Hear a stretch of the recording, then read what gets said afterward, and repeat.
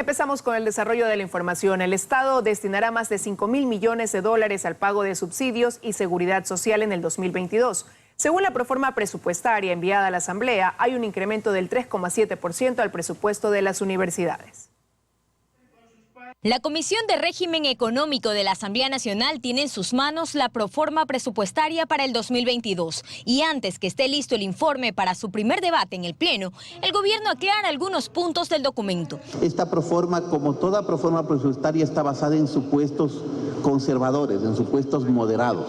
Cuando uno hace una proyección para el año, debe basarse en supuestos moderados para asegurar que se cumplan y para asegurar que si luego nos va mejor, pues tanto mejor para la economía, tanto mejor para todos y habrá más recursos adicionales para varios de estos temas sociales y prioritarios del gobierno. El ministro de Economía y Finanzas, Simón Cueva, señaló que para el 2022 el gobierno destinará más de 5.000 millones de dólares a los subsidios y a la seguridad social. La seguridad social será prioridad, dijo. Aquí se incluye el IES, ISFA e ISPOL. En total serán 2.254 millones de dólares, seguido por el desarrollo social con 1.479 millones y 1.328 millones de dólares para los combustibles. Efectivamente, la proforma prevé cerca de 1.600 millones de transferencias al IES y en paralelo estamos con el IES discutiendo, como le digo, varias de estas deudas. El ministro Cueva aclaró además que en la proforma de 2022 se destinarán mayores recursos a las universidades, un 3,7% más que en 2021.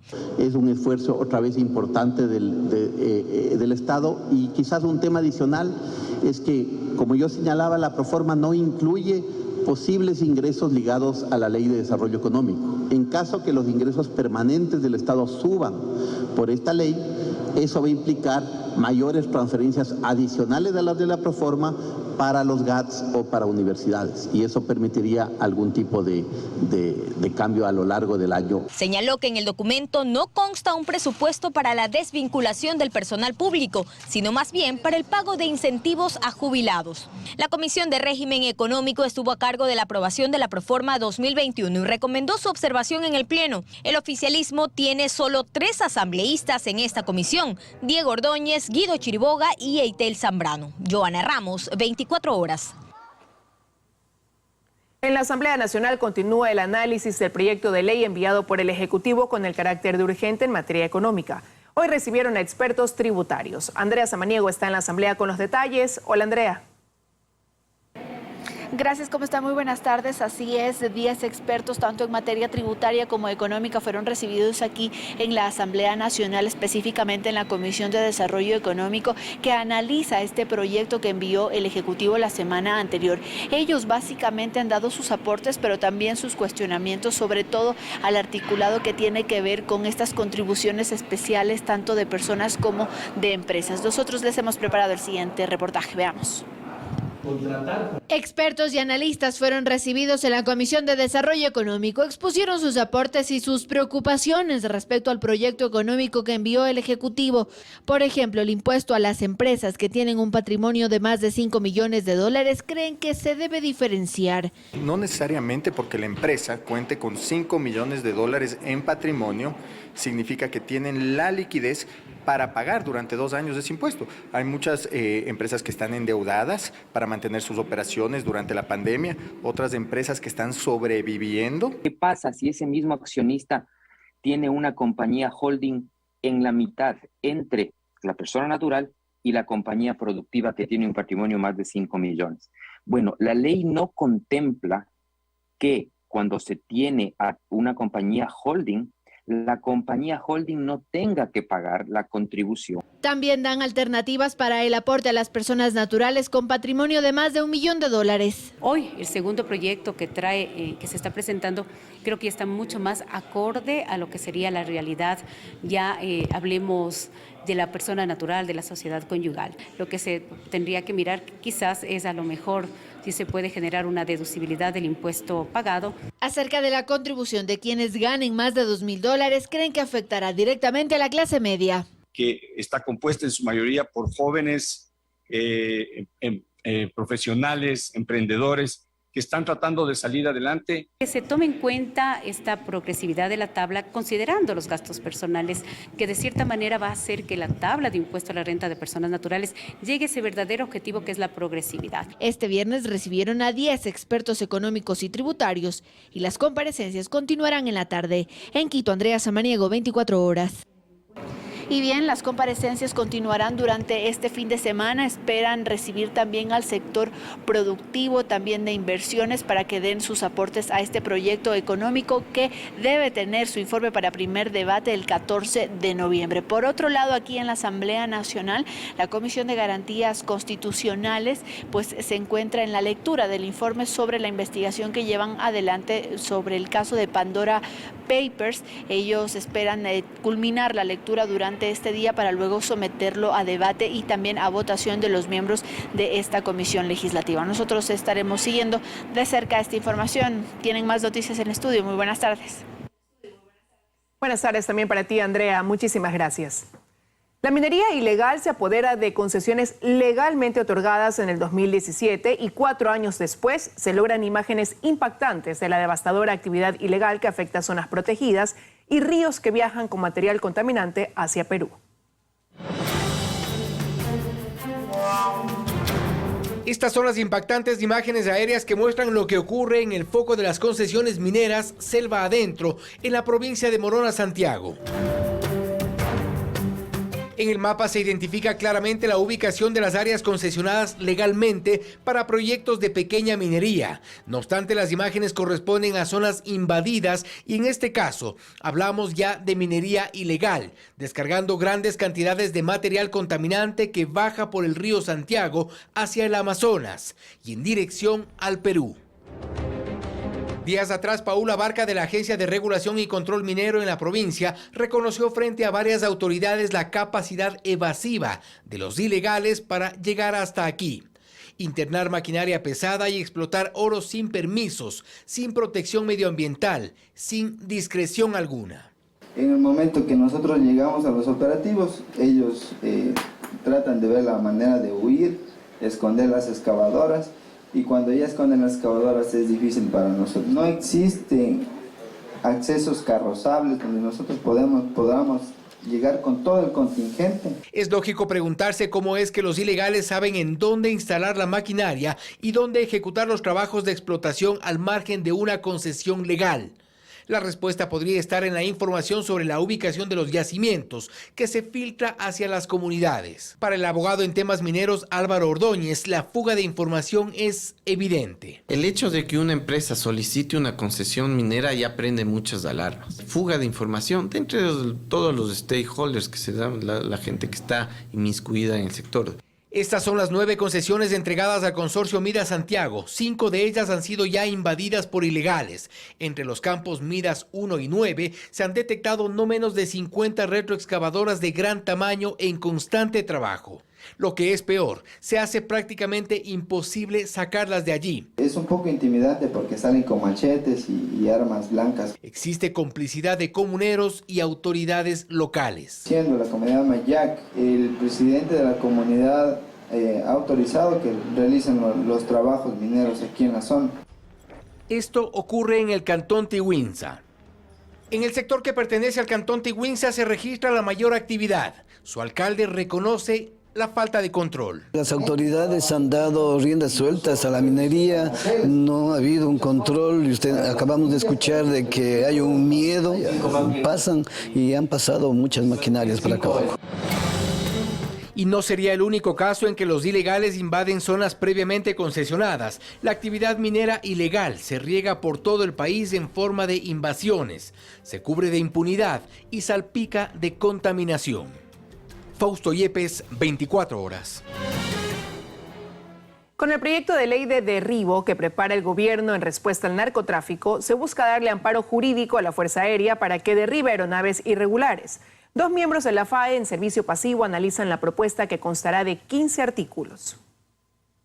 Lo anunció el mismo presidente de la República, Guillermo Lasso, como una herramienta más para la lucha contra el narcotráfico. Pronto se enviará para estudio de la Asamblea Nacional una ley que autoriza el derribo de aeronaves irregulares en el territorio nacional. Se trata del proyecto denominado Ley de Seguridad y Defensa del Espacio Aéreo, una iniciativa con la que se busca establecer los procesos de interceptación de aeronaves civiles y el empleo de la fuerza contra aquellas declaradas infractoras, ilícitas u hostiles. Toda la responsabilidad recae en la Fuerza Aérea Ecuatoriana, que intervendría con sus aeronaves de reacción inmediata. César Merizalde, general del aire en servicio pasivo, coincide en que esto es necesario, aunque extremadamente delicado. Para el uso de la Fuerza Aérea en ese ámbito contra la delincuencia, es importante tener un marco legal que ampare la actividad de la Fuerza Aérea que no está contemplada en la Constitución. Edison Romo, coronel en servicio pasivo de la FAI, experto en inteligencia. Trae a colación también los convenios internacionales de los que Ecuador es parte. Por ejemplo, el convenio de Chicago de 1984 dice que los estados deberán abstenerse de usar armas contra aeronaves civiles que estén sobrevolando el territorio, lógicamente velando por la seguridad de o de los ocupantes. Y ambos comparten una preocupación muy puntual. ¿Qué garantías el Estado le ofrecerá al piloto que tenga que tomar la decisión de derribar una aeronave por las vidas humanas que se perderán? En muchos casos, especialmente de narcotráfico, se revierte esas leyes y a veces lo responsabilizan en futuro a las personas que en su momento tomaron esa decisión de autorizar el derribo. El tema es que nosotros tenemos que analizar aquí el tema de derechos humanos. Ahí empieza la duda de cuándo o no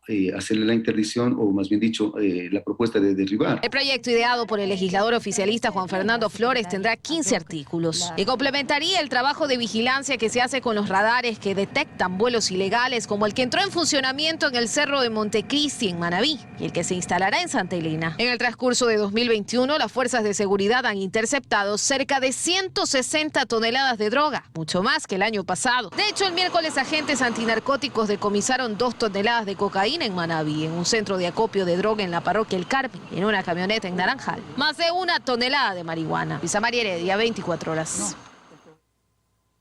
Se dividen las opiniones frente a la decisión de la Corte Constitucional de reducir a 30 días el estado de excepción. Mientras constitucionalistas respaldan y expertos en seguridad rechazan la medida, los ciudadanos sienten que el estado de excepción no ha servido. Aunque con condiciones, si bien el estado de excepción por la inseguridad del país recibió la aprobación de la Corte Constitucional, estuvo cerca de ni siquiera ser calificado. Y eso es evidente al revisar los votos. Hubo 3 votos salvados. Y es que para constitucionalistas, el decreto tiene muchos errores. A mí me parece que el decreto de estado de excepción tiene varias deficiencias. Primero, la fundamentación. Una fundamentación de carácter nacional con medidas de carácter provincial. Por otro lado, no se ha justificado la temporalidad del decreto de estado de excepción. La Corte reduce de 60 a 30 días el estado de excepción y toma esta decisión, según el organismo, porque no se justifican las razones para que dure 2 meses. La Corte también cuestiona que se acojan medidas de carácter nacional, cuando no se trata de un estado de excepción a nivel país. Y por último, limita la movilización de las Fuerzas Armadas a únicamente los operativos de control. Para Miguel Guzmán, ex miembro de las Fuerzas Armadas y experto en seguridad, la decisión de los jueces no va acorde a lo que necesita el país. Corte Constitucional, si el pueblo está viviendo lo que está viviendo y está desesperado por paz, ¿qué le corresponde a la Corte? Decirle a quien tiene que corregir ese desorden, decir, a ver un ratito y ponerles la quinta pata, la piedra en el zapato. ¿Pero qué piensan los ciudadanos sobre el estado de excepción? Hemos realizado algunas preguntas y lo que responden es que los controles no se ven y que el estado de excepción tampoco se percibe.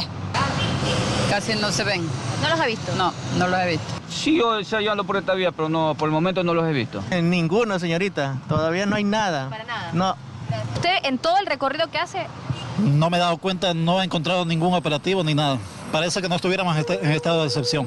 La Corte no cerró la posibilidad de que se extienda el estado de excepción durante otros 30 días, si desde el gobierno lo justifican. Obviamente esto va a generar que nuevamente estemos hablando en algunos meses de un nuevo decreto de estado de excepción por inseguridad, tal como ya está ocurriendo por el tema penitenciario.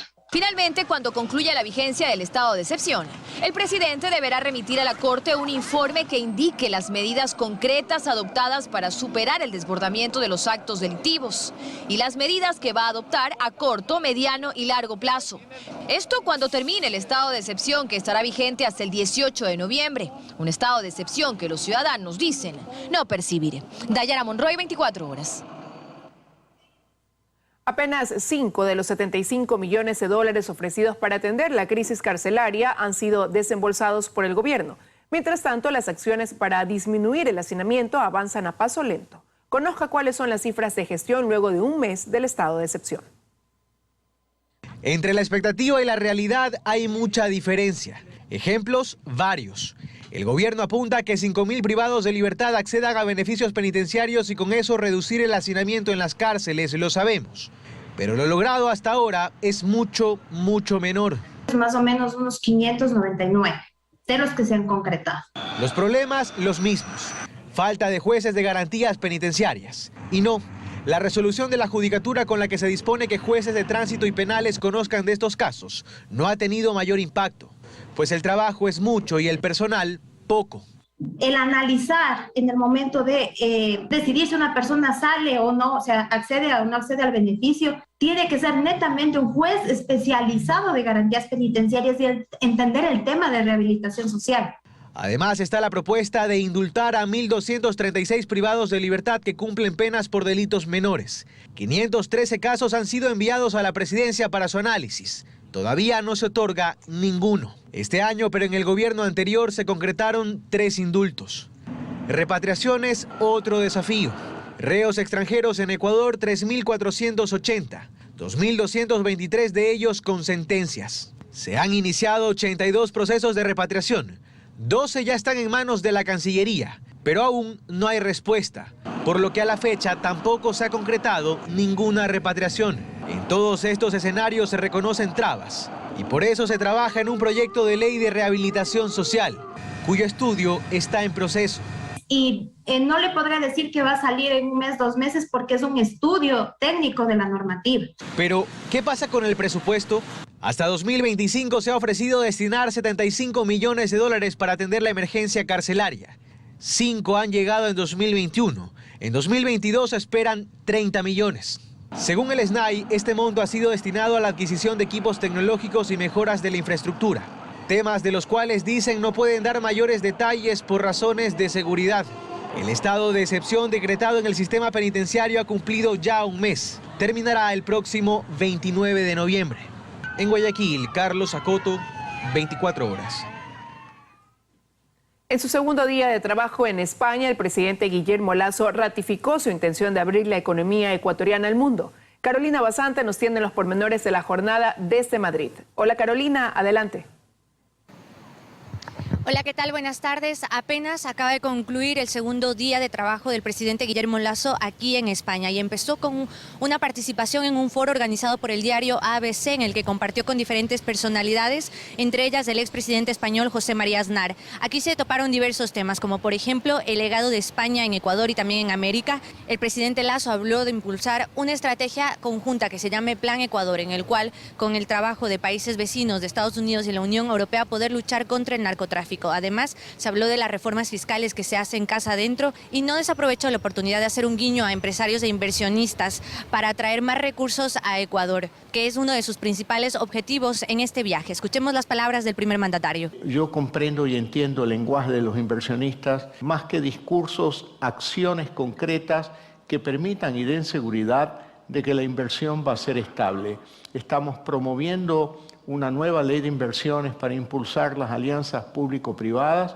Tenemos un pipeline de inversiones en hidrocarburos, en minerales, en energía, en telecomunicaciones y en algunos otros activos del Estado. Luego el presidente Lasso se reunió con la presidenta de la Comunidad de Madrid, Isabel Díaz Ayuso, quien lo recibió en la emblemática edificación de la Real Casa de Correos. Allí ambos líderes mantuvieron una reunión privada y luego hicieron una declaración conjunta. Lasso agradeció a España y específicamente a Madrid por el acogimiento de los compatriotas migrantes y por su parte. La presidenta Ayuso destacó los vínculos que tiene con Ecuador, país en el que residió hace más de 20 años y que dijo guarda los mejores recuerdos. Escuchemos las palabras de Isabel Díaz Ayuso. Y tuve la posibilidad, la inmensa fortuna de viajar por todo el territorio ecuatoriano, de tener grandes amigos, y por eso durante más de 20 años he pensado en Ecuador, he soñado en Ecuador.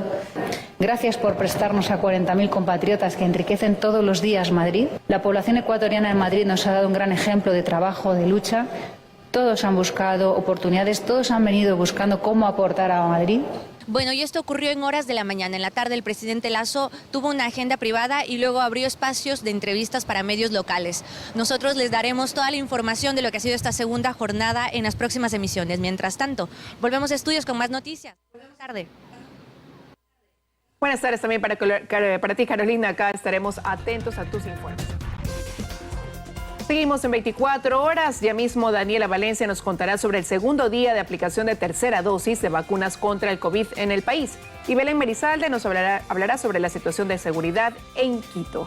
Por ahora continuamos con otros temas. Menos productos importados o más caros en lo habitual es el común denominador en varios comercios. La crisis de los contenedores a nivel mundial pone en riesgo las ventas locales por Black Friday y fin de año. Bahía de Guayaquil, uno de los lugares más comerciales del puerto principal. Aquí Rafael tiene su negocio hace 25 años. Él importa electrodomésticos. Tras el cierre del local por la pandemia, la reactivación va lenta, pero surge un nuevo problema. Si antes valía, por decir, $2.000 traer un contenedor de 1.000 televisores, ahora ya vale $5.000. Ahora hay dinero para comprar, pero no hay electrodomésticos suficientes para vender. No están llegando. Por esta bodega dice, antes era imposible caminar. Por ejemplo, aires acondicionados no están. Televisores de 32, el más económico valía 190, ahora está en 240. Neveras, cocinas, no hay. Pero los importadores de electrodomésticos no son los únicos que tienen problemas para abastecerse. Quienes venden repuestos y piezas de vehículos también pasan dificultades para mantener la oferta. Dicen que no se puede hacer importaciones, todo ha subido. Todos los productos, lo que es accesorios para carro ha subido. Tras la pandemia, las industrias en China, el principal proveedor mundial, no trabajan al 100%. Los contenedores que llevan y traen mercadería se quedan en los puertos, lo que genera congestión y desabastecimiento. El flete naviero en un año aumentó su valor en un 500%. Asimismo, se incrementó entre 20 y 100% el precio de las materias primas para casi todas las industrias. La crisis en los contenedores afecta a todos los productos importados, especialmente a los que vienen desde Asia. El problema se presenta en todo el mundo, pero en aquellos países con economías débiles, la presión se siente mucho más fuerte y se evidencia en el aumento de los precios y escasez de diversos productos importados. Esto de cara al Viernes Negro y Navidad. Posiblemente no haya la cantidad de productos que todos querramos. Por eso, desde la Federación Nacional de Cámaras de Comercio del Ecuador tienen una propuesta para reducir costos de importación. Y para que el costo del arancel no se calcule del flete, sino solamente del costo de la mercadería. De esa manera, pues, se puede alivianar un poco el impacto que está teniendo la crisis de los contenedores y principalmente se aliviana no solamente para el importador, sino principalmente para el consumidor. Productos de uso doméstico tendrían un incremento de precio de 25 a 30%. Vestimenta con un incremento entre el 20% según el origen de los mismos. Y el precio de los juguetes de plástico entre 25 y 41% por un mayor costo en el petróleo y los fletes marítimos. Joana Ramos, 24 horas. Según las cifras de la Policía Nacional, los robos a personas se han reducido en el país, pero no los robos de vehículos ni asesinatos. La principal causa de los crímenes, que han crecido en un 84%, es el microtráfico. Nos enlazamos con Dayana Monroy, quien nos cuenta más. Dayana, adelante. ¿Qué tal con todos? Muy buenas tardes. Y es que en un momento de crisis de seguridad, donde las sensaciones de inseguridad son legítimas, las cifras se vuelven frías, pero a la vez es lo más cercano a la realidad. Según reportes de la Policía Nacional, en términos generales, los actos delictivos como robos se han reducido en un 10%. Pero no podemos decir lo mismo de los asesinatos, pues existe un incremento del 84% de los crímenes comparado con el 2020. En lo que corresponde a niveles delincuenciales, hay que revisar bien las cifras, pues si bien existe una reducción del 18% en el robo a personas, las autoridades reconocen que en muchos casos los ciudadanos no denuncian. También hay que decir que existe un aumento del 20% en el robo a carros y del 33% del robo a motos. Los robos a los locales comerciales a nivel nacional se han reducido según las cifras. Pero esto no incluye a Guayaquil, pues en Guayaquil existe un 20% más de robos a locales comerciales. Los asesinatos han pasado de 898 en el 2020 a 1.970 en lo que va del 2021. Es decir, 1.072 asesinatos más, 84% más de crímenes en el país. El 71% de estos asesinatos son cometidos con arma de fuego y el 49% la causa sería el microtráfico, según las investigaciones. Ustedes siguen con más en Estudios. Buenas tardes. Buenas tardes, Dayana. Muchísimas gracias. Y 699 operativos de control de armas y explosivos se han realizado por parte de las Fuerzas Armadas en Pichincha desde que inició el estado de excepción. Belén Berizal está justamente en uno de ellos, en el centro de la capital. Hola Belén, ¿qué resultados se tienen? Cuéntanos. Hola Liz, muy buenas tardes amigos televidentes. Efectivamente nos encontramos en uno de los operativos que despliegan las Fuerzas Armadas durante este estado de excepción. Recordemos que justamente la tarea de las Fuerzas Armadas es disuasiva. Ellos apoyan al trabajo que realiza la Policía Nacional. Y aquí lo que están realizando es un control de armas y explosivos. Para que nos comente más, está con nosotros el coronel William Pozo, jefe de este operativo. Coronel, buenas tardes. Cuéntenos cuál es el trabajo que se está realizando en este momento en una de las zonas más conflictivas de la capital. Sí, buenas tardes. Efectivamente, como parte del Comando Operacional 4 Central, específicamente el Grupo Operacional 4.1 Pichincha, nos encontramos realizando operaciones de control de armas, específicamente aquí en el distrito Manuela Sáenz. Nos hemos adaptado a la organización de la Policía Nacional para ejecutar de mejor manera las operaciones. Ustedes están revisando los vehículos, verificando en cada espacio del automotor y también a las personas para verificar justamente que no se porte armas de forma ilegal. Sí, efectivamente, realizamos la operación con nuestro personal, verificando todos los vehículos, tanto interna como externamente, y tenemos también otro grupo que se encuentra realizando la operación en las calles, sí, específicamente a las personas, a transeúntes, verificando que no porten armas. Hasta el momento, ¿cuántos son los operativos que se han realizado en la provincia de Pichincha por parte de las Fuerzas Armadas? Al momento se han realizado 699 operaciones en todo lo que corresponde a la provincia de Pichincha. ¿Y los resultados cuáles han sido? Los resultados, al momento se han decomisado 63 armas blancas, 4 armas de fuego, y como resultado de esto, 4 personas detenidas, las mismas que han sido puestas a órdenes de la Policía Nacional para el proceso legal correspondiente. Perfecto. Así como ustedes pueden observar en las imágenes, los miembros de las Fuerzas Armadas verifican todas las partes del vehículo justamente para encontrar en algunos casos armas blancas, armas de fuego e incluso explosivos.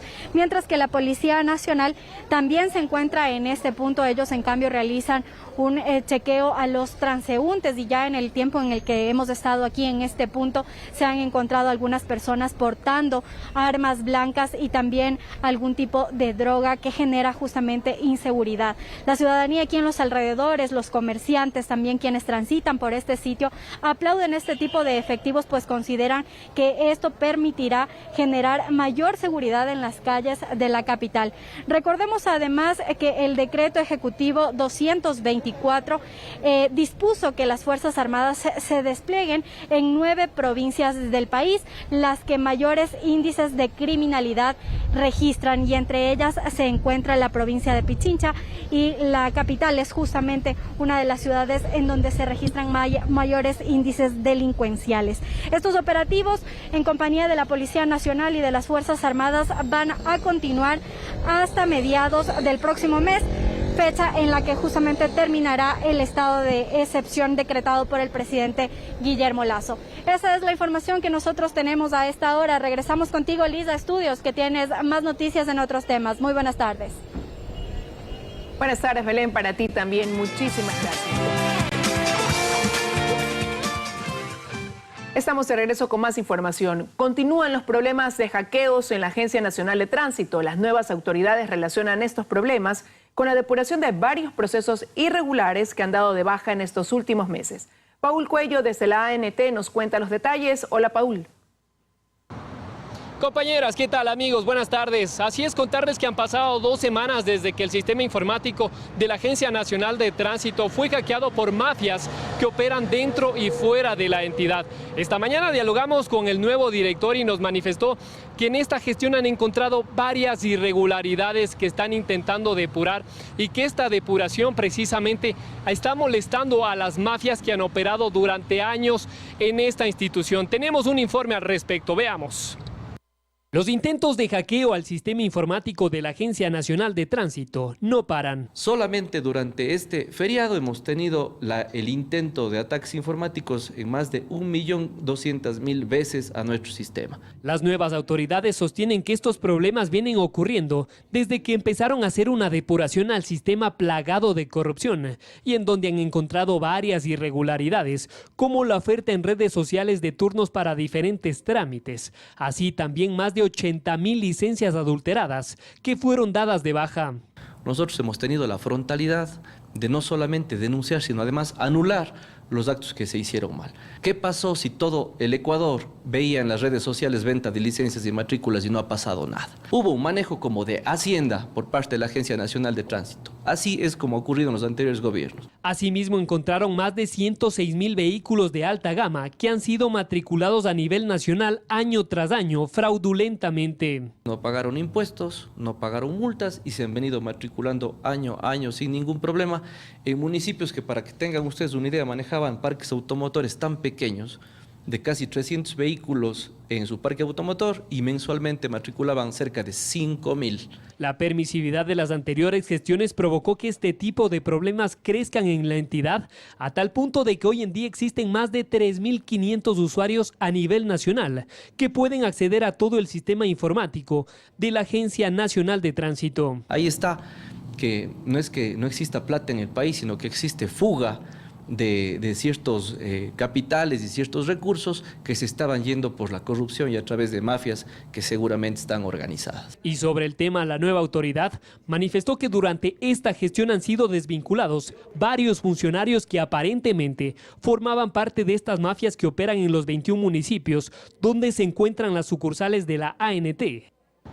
Así es, las nuevas autoridades también detallaron que expertos informáticos de la entidad ya se encuentran solucionando este problema del hackeo y que en los próximos días se habilitará nuevamente la atención al público a nivel nacional. Con esta información regreso a estudios, ustedes con más noticias.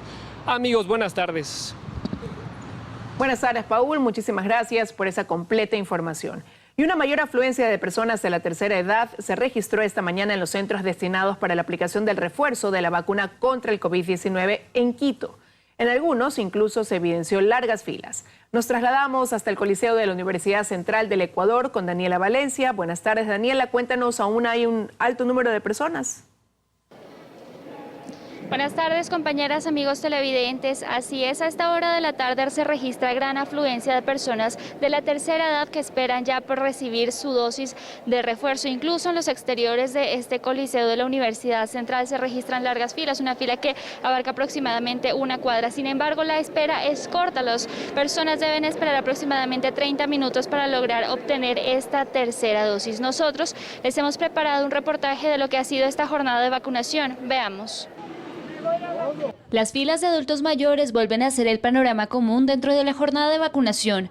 Ya conociendo el proceso y ansiosos por la vacuna, esperan con tranquilidad. Algunos van preparados para cubrirse del sol. Hay quienes van en compañía de sus hijos.